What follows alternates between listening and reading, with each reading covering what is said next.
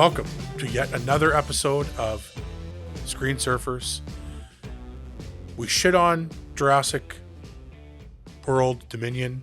He's already forgotten the title. It's so bad. It was so bad. I fucked that movie. We're here today with something hopefully a lot more positive. I know I have a lot of positive things to say about it. The newest season of Stranger Things, Season 4, Part 1. Yes. Which was 7 episodes? 7, mostly hour and a half long episodes, I think. They were very long, yeah. It was like 7 feature films just about. Yeah. And yeah, right off the bat, just generally, this show really surprises me in that the first season was so good. Second season kind of fell off for me a little bit. Like, I didn't hate it, but it wasn't great.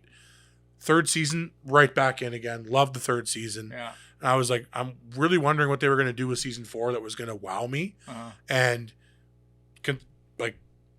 color me wowed because, yeah, it was the different. I feel like they took a different tone with things.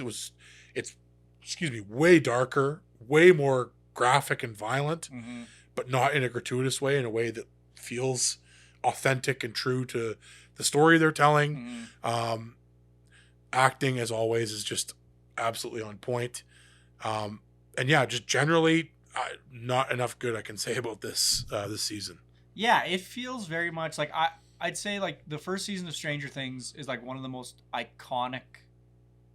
It feels like something that was like made to be from the ground up, like one of the most iconic things ever. From like every decision feels like it's a Halloween costume or it's referenceable. It's like peak 80s, like understanding what the 80s were and what 80s media was, and like presenting that. And just to add to what you're saying, at the time it was like the first streaming service thing, I think, that really, like, maybe not the first, it was one of the most iconic things to come out of streaming services making their own fucking content. Yeah, it was, and it like I remember too, like when it came, I can't remember what year that was, but it was one of those series where it's like, we are in a new era of television where it's like there was that television before where it was like this was TV and you knew it was TV, and then Stranger Things and Hannibal and like all these, a couple shows, Game of Thrones came out, and it was like, okay, these things are now totally blurring the lines between feature films and TV in terms of the quality of the acting and the cinematography and the writing and that stuff. Like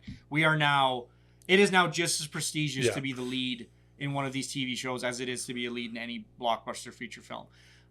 So in saying that, yeah, it felt like that's how I would describe season 1. Season 2 felt kind of like this is season 1.5 type deal. It like just didn't have as much interesting going on plot wise, and it was okay. Things. It was okay. Yeah, it had some problems for sure. Then season 3 felt like it had its own identity. It's like, this is the neon soap mall, like it just totally had its own thing. The going. Russians, that whole thing, and it really accelerated the violence. Like it has one of the most disturbing fucking monsters I've ever seen. It's like a monster made up of the parts of other human beings. It's like very accurate. It's disgusting, but it was like super great. And so I think season 4, it has continued this trajectory of like the season 1, season 3. Like it has its own identity. So it doesn't feel like it's a copy of previous seasons. It's the violence has also been ramped up a little more, but not in the like, now it's a monster with intestine arms. No, it's like not gratuitous at all. No, or like not cheap either. It feels like in this one, the big thing, and it's like one of the first scenes in the show, so it's not a spoiler, but it's like there's children violence again towards children. So it's like it's narratively interesting. Immediately very shocking. Yes, also. Exactly. It's like it's using a type of violence that you don't see a lot, or like people shy away from, and it uses it in the narrative in an interesting way. So it's not like we're just gonna make another goop monster that's a little more fucked up than the last goop monster. This time it's like it's a different type of violence. So it's like it's weird because it's like the show. It's part of the show's identity. Like graphic violence is part of the show's identity, but it uses it in a interesting way each time that they present a new type of violence. And I would say, like, I don't think this is giving anything away or spoilers or anything, but I think it's pretty obvious, even just from the trailers, this season, the like subtext has a lot to do with like mental health and the struggles that people go through mentally. And I think that how they chose to represent that with the violence and like the everything that's going on in the show was just really effective to kind of like tie those two things together and make the point that I think they're making about, you know, the importance of mental health, and it's a hot button issue, but they actually are doing something and had a point that was interesting, that wasn't just like, watch out for your friends because mental health is important. Like they were actually trying to make a statement and say something interesting about that. And it served the plot as a whole rather than just like being a little side thing that they just kind of put in there to like service whatever crowd. Exactly. Yeah, I don't know. Like it's like I said, I think one of the biggest compliments you can give this show is the fact that it's able to have a through line in terms of its identity, like in terms of characters, obviously, and plot lines and that stuff. But each season also has its own identity and its own reason for existing that feels it. Like each season feels like a sequel rather than a continuate. Which that maybe that's not the right way. You know, like most TV shows, it feels like a season ends and that season didn't necessarily have its own full arc that felt satisfying. It's like it's just like we did season 1 to go into season 2 and just to like continue the forever. Like train, it's like we're not thinking about this as a cohesive whole. Whereas Stranger Things, each season feels like its own whole, and then each subsequent season feels like a true sequel where it's like we're gonna take what came before, we're gonna build on it, and we're gonna make it bigger and better and more interesting. It really feels like they're in terms of like the medium of a feature film versus the medium of episodic films. I want to say television, but like we've already established, this is kind of like the new era. So it's not just episodic content, I guess. And I feel like with Stranger Things, they really know how to know the medium that they're in, and are able to build each season and the series as a whole, and give you so much in each season and build and build and build. And it really feels, again, like you couldn't have done this in a movie. You couldn't have told the story that they're telling you couldn't have condensed it down and made it work in a single feature film. No, not with characters this complex. Exactly. And so seeing that, seeing a show that, you know, is as long as this is, but is justified in that, and actually, you know, it's they're telling an interesting story. It's not just for the sake of doing a TV show. They're going to stretch this thing out. It feels very calculated and very just like I wish more shows would do what they're doing in terms of maximizing the potential that you have when you have 12 hours to tell a story, or however many hours it works out to be, probably close to 12 hours in that 7 episodes. Like you got to do something with that time. You got to do something interesting. And I really feel like the writers and everyone involved did a great job of doing that with this season. Yeah, it's like it's a complaint for sure a lot of shows deserve, where it's like it seems like they'll pick whatever arbitrary episode amount and be like, we'll order a 10 episode season, and then 4 or 5 of those episodes are like filler. They move the plot forward, and then the other half are fillers. Like it doesn't feel necessary. It feels like I could have skipped it. And it's like, why can't more TV do like the like I'd say like the British model, or like with shows like Luther, or shows like bloody Sherlock, like where it's like, you know what, instead of having 10 episodes, let's do 3, 4, 5, 6 episodes, but then have a really cohesive story that's like each one is like moving the plot forwards. And it's like, I think that's one thing I would levy a complaint I would levy at like some of the new Star Wars content, is like, as much as like I do enjoy a lot of it, it's like sometimes it feels like it seems like you're just doing 10 episodes because you feel like you need to do 10 episodes. Why not get rid of 2 or 3 of them and then just have that cohesion, like there? Filling a time slot with a story rather than having a story and how do we tell the story the most effectively. It's in 6 episodes or 7 episodes, or maybe it's 12 episodes, but rather than having the story come first, having the time slot, or like, 10 episodes, how do we fill that with this story? As opposed to telling it in the most effective, interesting way. I think like a good example of like what makes this season of Stranger Things so special as well is just in the conception of it. Like when they made it, they knew they were like way back when they started. They were aiming to shoot and release the whole thing as a one go. But then they kind of were nearing the point of their release, and they were like, well, we don't want to make the audience wait any longer. We don't want to delay this. So then they were like, they found this logical point in the season, because the season is split into two halves, where they're like, this works as its own kind of its own story, and it has this like satisfying ending. But and still then, leaves you wanting more. Yeah, and then they're like, but we know that because they split the last two, so the last two episodes are coming out in July. And they're like, we know that the last two episodes need a little bit of extra care and attention in terms of editing. So we're going to like wait, and we're going to give it that extra 2 months of editing and polish to like make sure that they're as good as they can be. And it's like, it's that level of care that you just don't see in a ton of media. It's like in video games or shows or movies or whatever. It's always about how do we get this out quick, yeah. Get it out, release it. Yeah. Or, make money. Yeah. It's like, or like delay the thing into fucking absentia. Like we've been waiting so long that I forgot why I even care. Yeah, exactly.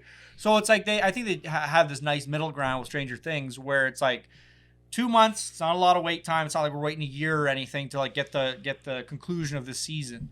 And yeah, I appreciate them being like, you know what? The last two episodes, we think they're fucking bangers, and we're going to give them a little bit more time and attention. I hope they're fucking great. I can't imagine them not being amazing. They're both like 2 hours, over 2 hours, I think. So it's like another 5 hours of content in 2 episodes, which based on this season, I'm here for. And I got to say, I got to give specific props. Did you see the like time lapse of the villain? Yeah. And like the makeup? Yeah.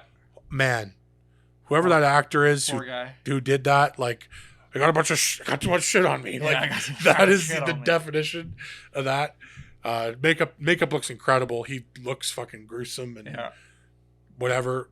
The look is great, and like it must have been like hours and hours and hours every single day he was on set. Oh yeah, that's one of those like show up at 3 a.m. You're not out of the makeup chair till noon type deals. Yeah. Yeah, I don't know. I don't really have any criticisms for the season. I just think it really matches the quality of previous seasons. I think the story's still interesting. I don't think they've like jumped the shark or anything yet. I feel like the characters are all like their development is all interesting. Like it feels like there's still arc yet to be finished. Like it's like I'm not finished with these characters yet. I don't feel like they've expended that. Like they've reached I'm not their full bored. potential. I'm not bored with any of them. Like I'm not like, oh, I really wish so and so wouldn't get so much screen time. Yeah. Like it. Speaking of that and characters, is like one thing this show does phenomenally well, which is incredible, is the ability to introduce new characters and have you immediately care about them. Well, it's like I think I was talking to you about this before. It's like I have the same experience with every fucking season. It's like they'll introduce a new character, and I'll be like, I don't want to hang out with this new friend. I like my old friends. I just want to be with my old friends. I like bike riding with my old friends. I don't want a new friend to bike ride with. They're annoying, and I fucking hate them. And it's like it's this judgment call I'll always have right off the bat with any new character they introduce. I'm like, there's no way they can match to this quality and this level of like interest. Mm-hmm. And then inevitably, every time there's a new character, I'm like, oh god, they might even be better than the last character. Yeah. Like I might even like them more. This new character specifically, whatever. This is the spoiler. Eddie, the new character they introduce. He might be my favorite character in the whole show. Like, I fucking love that character. He's awesome. And it's like it's so interesting that he's got a lot of similarities with other characters, but he's just so distinct. He feels like his own character. Yeah, exactly. He doesn't. It's like it feels like real people, where it's like there's similar interests between some people, but like this guy's got his own thing going on. This chick's got her own thing going on. Like it just, I don't know, just beautiful, just really excellent writing, really great characterization, great acting. Obviously. Yeah, the acting just sells it. And I mean, it's when you know the actual ages of some of the people, you're like, okay, that makes sense why they're able to pull off the acting. Like whatever, the kid with the birth defect or whatever, the Dustin or whatever, without the collarbone, the collarbone, he's fucking 21 years old. I would not have called. Well, okay, maybe. When did the first season come out? Steve is also. Is he just like a small guy? Yeah, I think so. Steve is also 30 years old. He's my age. He's a good hair guy. Yeah, good hair guy. Like beautiful, good looking. Yeah. He's 30. Old. 11's fucking 18. Millie Bobby Brown, yeah. And she's like almost She might almost be 20. Anyway, she was a child when the show began. She was small. It's so weird seeing them fucking pop up. But yeah, I don't know. I have good things to say. I only have good things to say. I think if you enjoy the other seasons of Stranger Things, you'll absolutely enjoy this season. I'll say they're getting more cartoony is not the best word, but it's like whereas season one, but it feels like a development, but it's like season one obviously has a kind of like a pretty gritty, real, kind of grounded feel for a lot of it. Yeah, we're getting more into the sci-fi, the fantasy, the D&D roots of things. Yeah, and like a little more hyper realism where it's like, but it's like it feels very true to the 80s where it's like you can't go full bore 80s right off the hop. It feels more like they're like, we're getting more into like the more cartoony aspects of movies like The Goonies or It or whatever. And it's like it's paying homage to like different things. Like now it's paying homage a little bit to like movies like The Karate Kid and like stuff like that. It's widening its palette of 80s culture that it's paying homage to. So it feels very true to the show, but it is something that I noticed that it's like part of this season's own identity is the fact that it's like it's a little more hyper real. There's a little bit of like the Russians, and we're doing fight scenes that like maybe wouldn't have fit in season one, but because of this development they've had, it's like it fits nicely into season 4, and so I think it works well. And it's kind of a long, like specifically the fight scenes I know you're talking about. Like I don't want to spoil anything, but I feel like it's kind of like a long running joke they had since season 3 that like finally fucking pays off in season 4, and it's so well done and so funny. And it's just great. I really can't say enough good things about this show. Great actors, great writing, great directing, amazing cinematography. It just like it hits everything out of the park. It's just like it doesn't really have a weak link in any regard, and absolutely recommend you watch it if you haven't seen Stranger Things and you binge it all before July 1st when the final part comes out. If you have a passing interest in horror or 80s movies, sci-fi, D&D, just any of that nerdy shit, it's like you'll love the show. And it's like, and then again, if like you're just a person who enjoys good writing, good directing, good cinematography, like you'll probably enjoy it. It's a pretty universally enjoyable show. I can't, I'm sure there are people who don't like this show, but I can't think of a reason off the top of my head other than like some weird personal preference thing that you're like, I don't like 80s stuff at all, and I hate the 80s. Or if like you're super squeamish about violence and horror. That would preclude you. That'll probably like get rid. But it's like if you're not like a super squeamish person, I'd have a tough time. Or if you're just one of those fuckers who like hates all nerd shit. And I've met those people before, but it's like your life is joyless anyways. Yeah, I only like watching sports. It's like, exactly. Go have fun with that. Go have fun. Anything else you want to say? No, I think we said it. Well, thank you very much for watching, ladies and gentlemen. We will catch you on the next episode of The Screen Surfers, where we'll review who knows what, something or other.